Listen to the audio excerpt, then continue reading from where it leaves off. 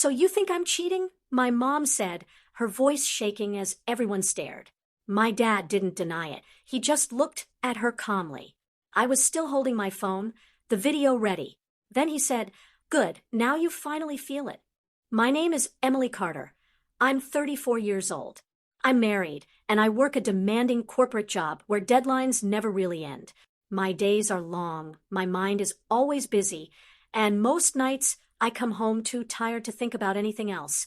Growing up, I believed my parents had the perfect marriage. My mom was always working, building something, moving fast. My dad was quieter, steady, always there when it mattered. I admired them. I thought that was what love looked like. Strong, lasting, unbreakable. But lately, my own marriage had started to feel different. Distant, quiet in the wrong way. Less laughter, less connection. So I planned a special dinner for my husband, hoping we could fix what was slipping. I thought I was fixing my marriage. I didn't know I was about to witness something that would change how I see love forever. I wasn't perfect, but I paid attention. And that night, I noticed something no one else was supposed to see. If you've ever felt like something in your family wasn't adding up, subscribe right now. I want to hear your story in the comments.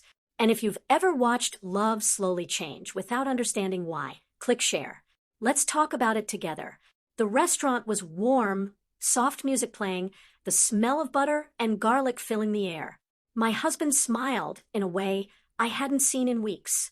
We talked about old memories, the early days when everything felt easy. I laughed. He laughed.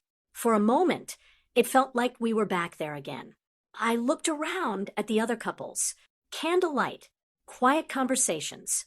It reminded me of my parents. I smiled at the thought. Then I looked again and froze. My heart dropped so fast it felt physical. Across the room, near the window, sat my dad.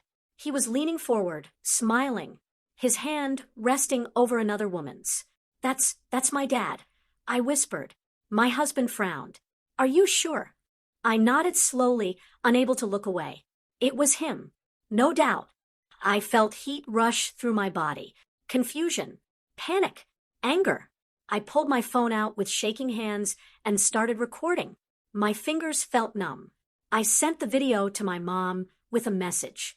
"Mom, you need to see this." Then I waited. Seconds felt like minutes. My chest felt tight. My husband leaned closer. "Maybe we should just leave," he said softly. But I couldn't move. Then the door opened. I turned, and there she was, my mom, walking in. And the way she walked toward that table told me this was about to become something much bigger. She didn't hesitate. She walked straight up to the table, her heels clicking loudly against the floor. Conversations around us started fading. "So this is what you've been doing," she said. Her voice cut through the room. My dad looked up slowly. Calm. Too calm. People started turning. Forks paused midair. Waiters stopped moving. The woman across from him shifted uncomfortably. My mom stepped closer. "I gave you everything," she said. "My time, my life. And this is what I get." My dad didn't interrupt. He didn't defend himself. He just watched her. That silence made everything worse. "If you want her," my mom said, her voice breaking, "just say it. I'll leave." A whisper moved through the room. My husband leaned toward me.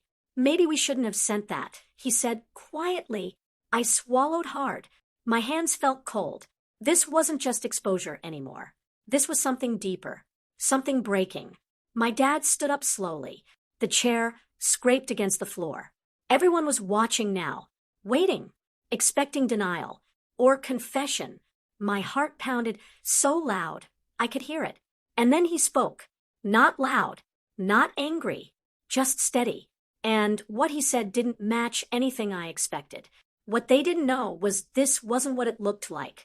For weeks, I had noticed something was off. My dad had been quieter than usual. Not distant, just different. My mom was always busy, always on calls, always moving. I thought it was normal. That's how it had always been. But now, standing there, something clicked. This wasn't sudden. This had been building. I remembered small moments. My dad sitting alone in the living room. My mom saying, "I'm too busy right now," over and over again. I thought I caught him doing something wrong, but I didn't realize I walked into something planned. The woman sitting across from him didn't look guilty. She looked nervous, careful, like she knew something I didn't. I had no idea I wasn't exposing him. I was helping him. And that realization hit me all at once. Why would he do this here? In public, why risk everything? My mind raced trying to understand. And then I realized something else. This wasn't about betrayal. It was about something we had all ignored for too long. And whatever truth was about to come out, it wasn't going to destroy my family. It was going to expose it. Before anyone could react, another man walked into the restaurant. Calm, steady. He walked straight toward the table and stood beside the woman. "She's my wife," he said clearly. The room shifted. Confusion replaced judgment. I blinked, trying to process it. My dad looked at him and nodded. "Thank you," he said quietly. My mom stepped back, her anger faltering. "What is this?" she asked. Her voice wasn't sharp anymore. It was uncertain. My dad looked at her, really looked at her. "I tried talking to you," he said, "for months." My mom shook her head slightly. "About what?" "About us," he replied. "I asked you to sit with me. You said you were busy." The man beside the woman spoke again. He told me everything. I was there. This was planned. My chest tightened. This wasn't cheating. This was something else. Something painful. My mom looked between them, confusion turning into realization. I felt torn. I had triggered this.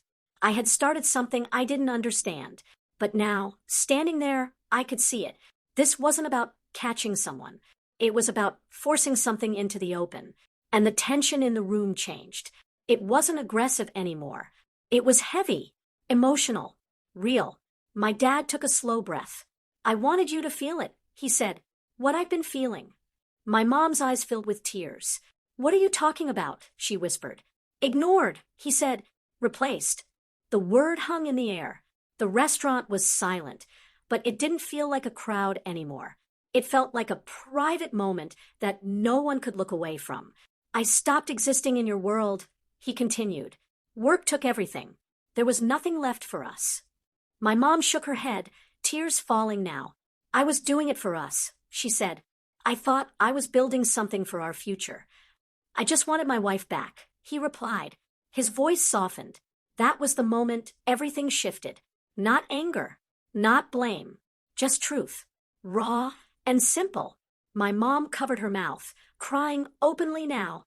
"I didn't see you," she said. "I didn't realize." He stepped closer, slowly, careful, like he didn't want to break the moment. "I'm still here," he said quietly. She looked at him, really looked at him, maybe for the first time in a long time. Then she reached for his hand. He didn't pull away. Around them, people started turning back to their own tables. The moment faded from public to private. I stood there, holding my phone, realizing something I hadn't expected. This wasn't exposure. It was intervention. We left the restaurant quietly. No one spoke much at first. The air felt different, heavy but honest. In the car, my husband reached for my hand. I looked at him and saw something I hadn't noticed before. Distance. The same kind I had just witnessed. "We've been doing the same thing," I said softly. He nodded. Yeah, he admitted. My parents didn't solve everything that night, but they started talking again, really talking, and that mattered more than anything else. I felt a strange mix of guilt and understanding. I had triggered something painful, but maybe it needed to happen. Sometimes the truth doesn't destroy relationships. It saves them. That night, I thought I caught a betrayal, but I witnessed a wake-up call. Have you ever thought someone betrayed you, only to realize something deeper was going on? Share your story in the comments. Subscribe if you believe relationships fail when we stop paying attention, not when we stop loving. Click share to help this story reach others who need it. Your story has power. If you felt a connection to mine, please subscribe and share your journey in the comments. Every share you give this video helps empower someone else.